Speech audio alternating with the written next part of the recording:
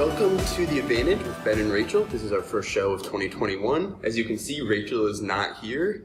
Instead, we have with us today is Kurt Pickhardt. He's a vice president at Smart Media Group. So Kurt is an expert on digital media. We wanted to have him on board today to talk to all of our viewers about the digital landscape, where that's going, how that looked in 2020, and then where that's going to be going in the future. Is that the future of political advertising? So Kurt, welcome. Thanks for having me.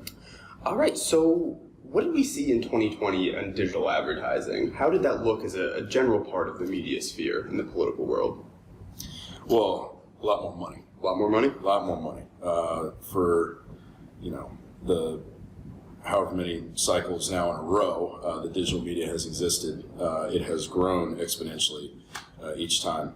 So this time I think we saw over $2 billion spent on digital media. Last time we saw under $1 billion, somewhere around $1 billion. So it's multiplying in the amount that people are spending on it, and it's becoming part of pretty much everyone's media plan at this point. If not, then something's drastically wrong in most cases. So where does digital fit in as part of the landscape in 2020? You say we've seen pretty much exponential growth of that so far, which exactly tracks with the numbers we've seen. But what is it that's causing digital to grow so quickly, and what are you looking at when you're buying digital as part of a media plan? Yeah, well, I mean, it's knowing that a lot of your audience is going to see a digital ad. A lot of your audience is going to see a broadcast ad. A lot of your audience is going to see a cable ad. If there's a large subscriber base for satellite in your area, a lot of them are going to see that too. But we know that, generally speaking, you can reach a voter through a digital media, network. Whether that is reaching them on connected TV, reaching them via pre-roll advertising, reaching them via Google, YouTube, Facebook, social media. You know that you're going to be able to do that because more and more of these, more and more people are using digital media than they had in the past. I mean, the number of people that subscribe to Hulu, subscribe to Roku, you name it, is growing. And so that there's a larger audience on those networks that you're going to be able to reach. So it's got to be included in all of your media plans.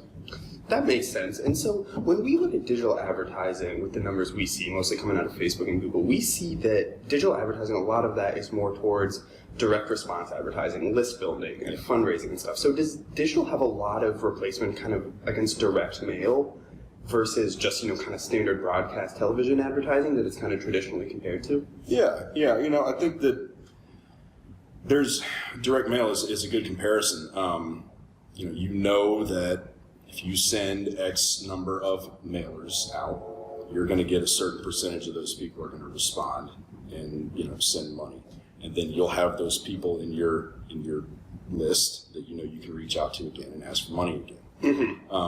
It's the exact same mindset with digital media. You can reach out to people via email, text message. You can run ads on Facebook, and you will get people that will sign up and donate to your campaign, and then you keep a list of those people that when you reach back out to them, eventually they're going to give again. So it's the comparison there is direct mail, digital fundraising, really, really similar. Just from the standpoint of, I guess what's called prospecting. Yeah.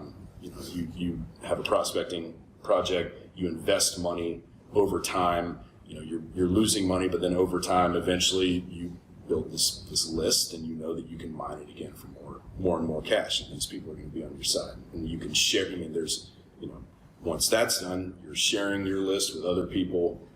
If you're a Republican Senate campaign, a lot of times these campaigns don't even just advertise in their own state. They're advertising nationally because they know that a voter in Texas that wants to give to Ted Cruz is probably, going to want to also give to a candidate in another state, maybe Susan Collins, that's in a fight to keep the Senate, to hold on to the Senate for Republicans. So there's list sharing, and it grows that way. So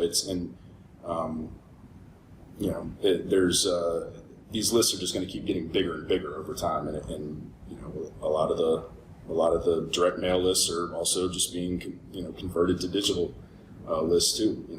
It's a lot of the same people. You can reach them via mail. You can reach them digitally. So, and I know we've seen a lot of strategic donating from individual donors, who are not even necessarily mega donors, but just individual people who are not just donating to the Senate candidate in their own state, but they're sending money to Texas and to Kentucky for these kind of celebrity candidates that we've seen a kind of a growing rise of in the last couple of years. So when we're talking about how important it is to invest early in digital to build this base that then just gets paid back when you're starting to tap into this list, does Facebook and Google turning off digital ads right now, does that have a trickle-down effect down the road where these people haven't turned on the spigot quite as early? Yeah, that's part of, I know we'll get into this, but a lot of these digital media networks are changing the way that, we've seen so much has happened over the past few years because it's new. And we've seen a lot of changes year over year. And Facebook and Google temporarily pausing advertising is going to have a pretty big effect, and not just because people are losing time, but because they're taking a step back and they're saying, what do we do? Where do we go from here? We need to make changes to the system and improve what we're allowing advertisers to do. So, there are a lot of questions that are kind of unanswered right now with respect specifically to Facebook and Google, but digital media in general. And that makes sense. But in your own experience, have you seen more and more money go to Hulu and Roku and all these other apps? Because just speaking anecdotally, and we've all seen it in the press, I think more and more of us are downloading all these different apps. It's not just broadcast and cable where we're all watching our TV, especially, younger people more in our generation. We have so many different sources for entertainment. Right. Yeah. There's definitely an increase in people subscribing to Hulu, people subscribing to Roku, Sling, people cutting off. You hear the expression ad nauseum, cord cutter, people that do not have cable subscriptions that get that consume media through these other methods, and that's. But I think generally people in what we would consider a swing voter audience. Mm-hmm. So people that are between the ages of 35 and 55. The percentage of those people that have at least one subscription to, whether it's Hulu or Roku or whatever, that percentage has grown to the point where, pretty soon, I don't know what the number is off the top of my head, but pretty soon we're going to be at as close to 100% as possible. Yeah. There's not going to be a lot of people left that don't have at least some subscription to an ad-supported media network. Mm-hmm. I think it's interesting, though, as we look back, thinking back to conversations I was having a couple of years ago, people were really afraid that digital was going to really cut into their broadcast and cable and radio budgets, but that hasn't really been the case. Digital has been caused such a groundswell in fundraising that everyone, the money is being dispersed through all these different ways. So even as digital gets more, so does TV and cable TV and radio, all these different, you have to reach these voters in so many different ways, and political advertising as a whole has expanded. So digital has really served to kind of expand the pie, it seems, from a fundraising perspective. Yeah. That's kind of the adage that a lot of digital media agencies use, is that we pay for ourselves. Mm-hmm. The money that you spend with us, not everyone says this, but you do hear it, is that they're going to raise that amount of money so that they can then go back and spend it later on persuasion advertising. They raise it on the front end with fundraising, direct response type ads, and then they spend that budget on the back end with persuasion. Mm-hmm. So yeah, but you're right. It hasn't cut into broadcast and cable the way that a lot of people predicted, and the reason it hasn't is because there's just been more money in political advertising. The amount of money spent this year, I know Ad Impact released a study that said that over $7 billion, I think. $9 billion was spent in the political cycle, 2019-2020. That was including the Georgia special, I guess, is what I was leaving out there. Over $9 billion.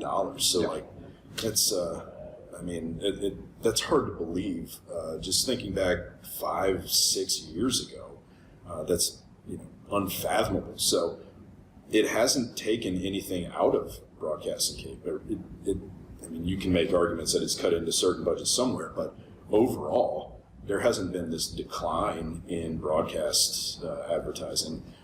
There's just been more for the digital side, and like you said, a lot of that is due to being able to raise money through those methods and then spend it on the back end. Mm-hmm. And that's exactly what we see when we look at it. We see the long tail of digital spending where you're plowing in a lot of list building, donate to me, sign up for my newsletter that goes back 2, 3, even 4 years just for one campaign, maybe in 2022 that's starting way back in 2019. And then as they get closer and closer, most of the budget goes to TV and persuasion digital advertising about 10, 12 weeks out. So we can see how the fundraising directly, just in how the budget is spent, we can see how it gets translated from fundraising right to kind of persuasion style, long form, 30-second, 60-second video advertising. Yeah. And so do you want to talk a little bit about, kind of the advantages of targeting that digital has? Because that's what, a lot of people talk about. You've got a flexibility. Broadcast ad is a broadcast ad. It airs during The Bachelor. Right. But digital, you can serve at any time against all these different audiences. Yeah. Yeah, the versatility of digital advertising is something that a lot of people take advantage of. I mean, from the standpoint of, just we were talking about fundraising earlier, that's also your GOTV list. Yeah. When you're building a list of people that are giving money to you, that's not the only use for that list. Later on, you're able to convert those people into, all right, remember to go vote, because if they're giving money to you, they're voting for you too. So, but there's also versatility in being able to see how they respond to the ad. You can't measure how long people are watching a broadcast ad, but you can measure how long people are watching your pre-roll ad. You can see the average view time. You can see how many people watch it all the way through. You can see how many people, X out of it immediately. So you're able to measure it in ways that a lot of other media doesn't allow. Mm-hmm. You're also able to be very versatile with it. You can have static ads. You can have GIF ads. You can have a 6-second ad, a 15-second ad, 30-second, 60, however long. There are ads that don't fall into one of those categories. You can have a 2 minute, 13-second. Now there's not a lot of inventory for that, but you can do it. So there's a versatility to it that is, and then not to last but not least is the ability to take your own first-party data.